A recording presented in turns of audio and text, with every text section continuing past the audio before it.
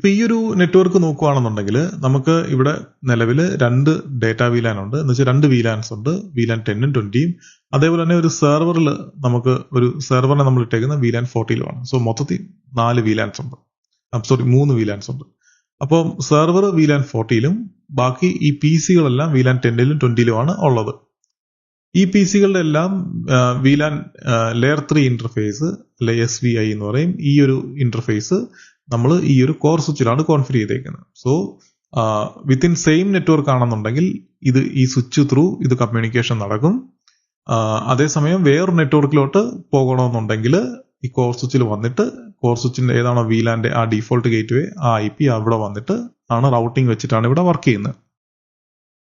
അപ്പോൾ നമുക്ക് ഇവിടെ ഒരു സ്റ്റാൻഡേർഡ് ACL സെറ്റപ്പ് ചെയ്തിട്ട് നമുക്ക് വേണ്ടതെന്ന് വെച്ച് കഴിഞ്ഞാൽ ഈ സെർവറിലോട്ട് VLAN 20 എന്നുള്ള കമ്മ്യൂണിക്കേഷൻ മാത്രം അലോ ചെയ്താൽ മതി. ബാക്കിയുള്ള കമ്മ്യൂണിക്കേഷൻ എല്ലാം നമുക്ക് ബ്ലോക്ക് ചെയ്യണം. സോ ഇതാണ് നമ്മുടെ ഇന്നത്തെ ഒരു സെനാരിയോ.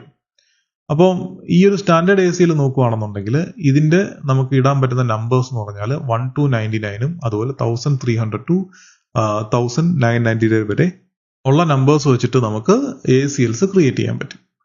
സോ നമ്മളിപ്പം സ്റ്റാൻഡേർഡ് ACL വെച്ചിട്ടാണ് ഇത് ട്രൈ ചെയ്യാൻ പോകുന്നത്. അപ്പോൾ സ്റ്റാൻഡേർഡ് ACL ഒരു പ്രശ്നമുണ്ട്.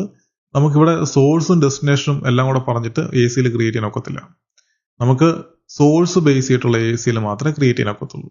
സോ അങ്ങനെ നോക്കുകയാണെന്നുണ്ടെങ്കിൽ നമുക്ക് ഈ ഒരു ഇന്റർഫേസ് ഫാസ്റ്റ് എത്തർനെറ്റ് 0/1 എന്ന് പറഞ്ഞ ഈ ഒരു ഇന്റർഫേസിൽ നമ്മളിപ്പം ഒരു സോഴ്സ് ബേസ് ചെയ്തിട്ടൊരു ACL അപ്ലൈ ചെയ്യുവാണെന്നുണ്ടെങ്കിൽ എക്സാമ്പിൾ VLAN 10നെ അലോ ചെയ്യുന്നു, VLAN 20യെ നമ്മൾ ഡിനൈ ചെയ്യുന്നു. അങ്ങനൊരു സംഭവം ഇവിടെ അപ്ലൈ ചെയ്യുവാണെന്നുണ്ടെങ്കിൽ അത് ഡയറക്ഷൻ എന്ന് പറഞ്ഞാൽ പുറത്തോട്ട്, അതായത് ഈ ഒരു സെർവറിലോട്ട് പോകുന്ന ട്രാഫിക് ഔട്ട്സൈഡ് ഡയറക്ഷനിലോട്ട് അപ്ലൈ ചെയ്യുവാണെങ്കിൽ നമുക്ക് ഈ ഡിവൈസുകളിൽ അല്ലെങ്കിൽ നേരത്തെ പറഞ്ഞ സെനാരിയോ VLAN 10 എന്നുള്ള ട്രാഫിക് മാത്രം ഇങ്ങോട്ട് പിങ് ചെയ്യാനും വെബ് ആക്സസ് ചെയ്യാനും നമുക്ക് അലോ ചെയ്യാൻ പറ്റും. ബാക്കിയുള്ളതെല്ലാം നമുക്ക് ബ്ലോക്ക് ചെയ്യാൻ പറ്റും. സോ അതാണ് ഇപ്പം ഇതിന്റെ ഒരു ഐഡിയ എന്ന് പറഞ്ഞാൽ.